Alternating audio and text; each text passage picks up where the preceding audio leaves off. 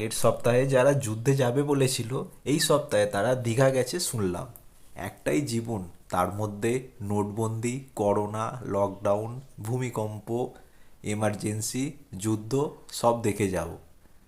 দুটো চারটে কম দামি মিসাইল ভারতের পূর্ব দিকে ফেললেও হয়। নাম দেওয়া হবে অপারেশন তাড়াও ইঁদুর। এইমাত্র খবর পাওয়া গেল পাকিস্তান নাকি ভারতের 5টি যুদ্ধবিমান ভেঙে নামিয়েছে। ভারত জানে না, পাকিস্তানও জানে না, একমাত্র বাংলাদেশ জানে। আমি তো ভেবেছিলাম কাল রাতে আমাদের স্বাধীনতার শেষ রাত, আজ বাংলাদেশ আমাদের দখলে নেবে।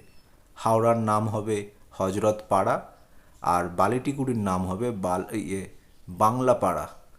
আর ততক্ষণ পর্যন্ত শান্তি পাচ্ছি না গাইস, যতক্ষণ না উনি বলছেন যে উনিও এয়ারফোর্সে ছিলেন আর উনার এই বিষয়ে সব জানা আছে।